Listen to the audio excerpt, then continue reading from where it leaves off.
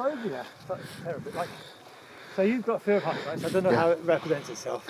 Wobbly You're knees. scared of going in planes? Oh, generally in planes I'm fine. Yeah, okay. But take looking off over a bridge, parapet, would you feel sick? not keen. If you went rock climbing, you'd probably be scared of... Yeah, definitely. Right. Yeah. Well, that can definitely be solved, right? So what we do on the process and the thing, right? So with you, though, we do something like, right? Oh, you're right, mate. You lied up here, you just don't walk. Yeah, it's a bit light, isn't it? It is very long. Yeah, you're right, mate. Yeah, I was just talking about, and you. Good happy new year. Doesn't talk about phobias and he says, I wouldn't better do that because I'm scared of heights. And ever since I was a kid... Different sort of heights. Oh, is it? Well, like ladders, kind of, I really hate ladders. Okay. Me too. Kind of wobbling around. You're actually in something. Yeah. And it's like being in an aeroplane. You know, it's not like you've got to clamber all the way up to the aeroplane or clamber all the way down. That's the scary bit. Okay. Is there really? Anyway, it's really interesting because each phobia, each of us has a different representation of what. It's because it's hard to work out because it's often not logical. So it's not easy for you to say, no, this is exactly why I'm scared. You just think, I don't know why I'm scared, but I fucking hate that. Yeah. I hate the movement of a ladder. Yeah. Or whatever. Well, because it's, if it slides, you're... No, but that's the rational part. Yeah. But I reckon there's an irrational part to phobias, right? Anyway, I was boring this guy. No, it's okay. I was boring this poor guy with it because it's quite an interesting conversation. I used to work for Lift Economy where we had therapy sessions for people that couldn't go in lifts because they were scared of and I learned a lot about phobias then because you had to deliver this to a sort of group of people.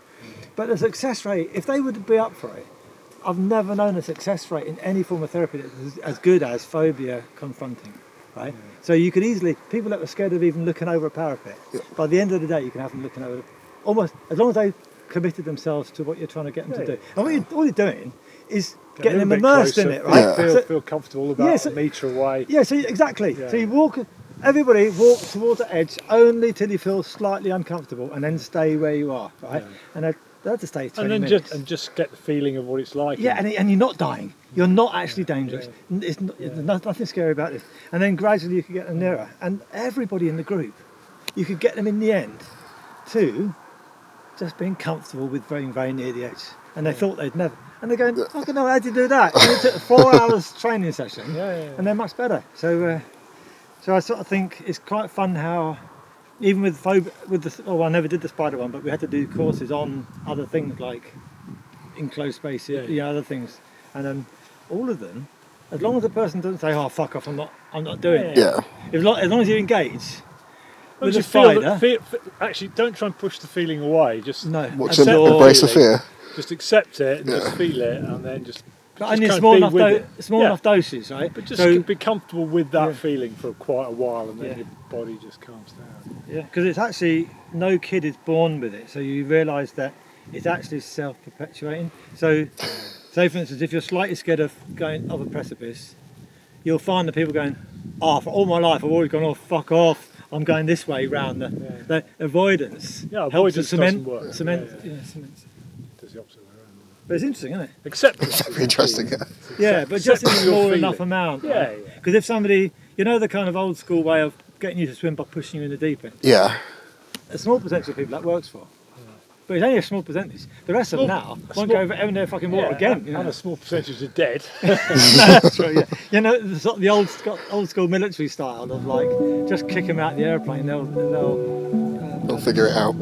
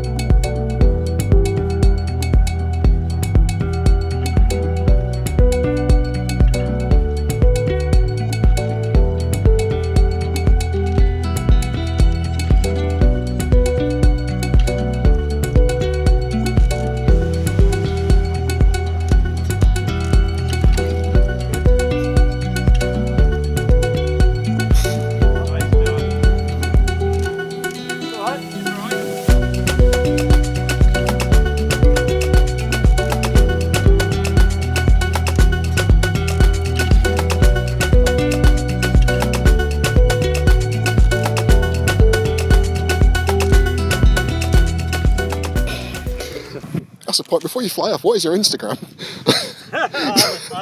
You haven't got. He's kidding because I'm the other way around. All right. Okay. Taking a mick out of it. I do. That guy John that just took off. Yeah. Complimenting my Facebook page. That when I do cross country in the summer, I do sometimes post a video of all my cross country landing and catching a lift and Okay. getting a ride back and getting to the seaside, landing on the beach. So I've got a few. I tend not to put music on it or anything. I just All right. show it for what it feels like. Yeah. And John was saying that he's listened to those. He's looked at all those and thinks they're amazing, which is funny because I often think when I watch them, I think like, don't you think that, Sean? You know, when you watch your own flying videos, they're kind of rubbish.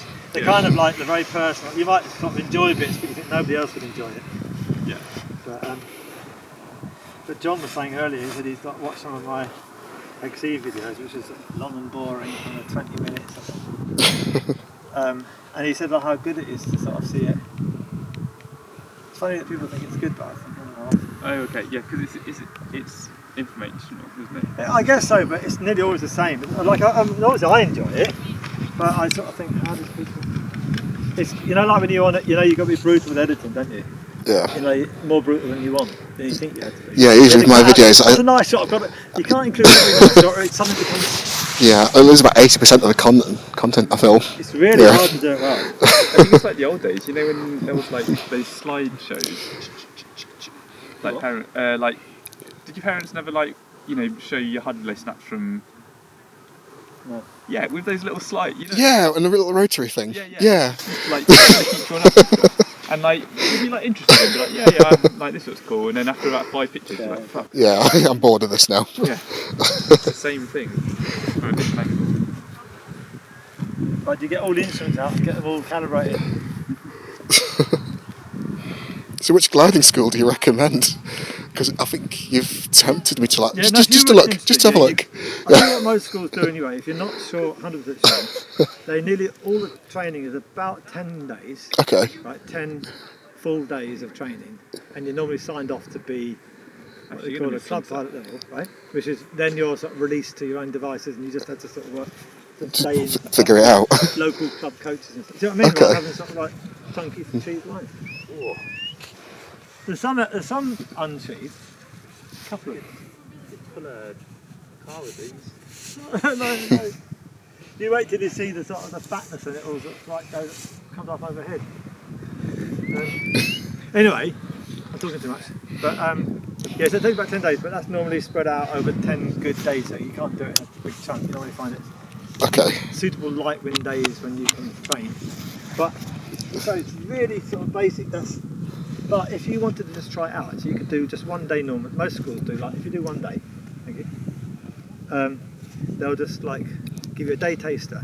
That if you decide to carry on with it, Yeah. you'll get they'll just put that onto your training. Okay. Do you see what I mean? So you could just do one day for how much, a week or something, and have a little trial. And normally when we used to do day tasters, when I used to teach it, we'd nearly always try and get a day taster to get in the air. Like you do all this training, you're trying to kite the glider, learn how to launch, learn about the risks of turbulence, blah blah blah. And right at the end, get a little top to bottom that you've done all by yourself. Turbulence is a thing for you guys. Hey? Okay. Quite a big thing. Oh, all right. Is it quite? That's got to be scary, surely. Yeah. Yeah. It would scare you, but like when I was learning, I remember just being very. Yeah. Like when you just do running down grassy slopes and your feet only just come off the ground at maximum speed, and you fly for a couple of seconds and you're down again. It's not quite the same as suddenly thinking you're thousands of feet up. Yeah. It's not quite so scary. It gets more scary, I think, when you launch off here Okay. and suddenly your trainers are 100 feet off the ground. I think Yeah. there's a natural part of you that knows damn well that if you were going to plummet now, you're going to flop it. This is a maiden flight for this. Yeah. No, well, not. I bought it second hand. So Okay. All right. So it's been up before then. It shouldn't like fall out. We might need your footage for the coroner. Okay. Oh, gosh. That's worse than Sean's thing earlier. Well, I'm definitely not going to do radio. Only came to catch the sunset. The most beautiful coroner's video they've ever seen.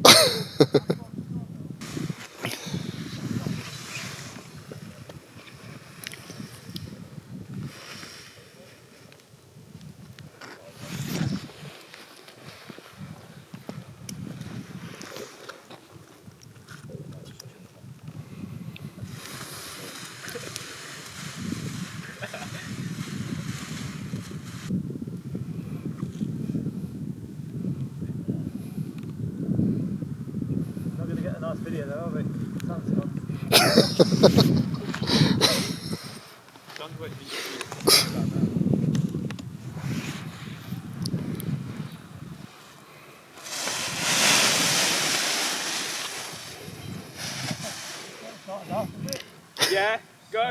No, shut up. You can't be trusted. Put it out a bit, finish that middle. There's nearly enough. I was going to. You need lies to me, come on.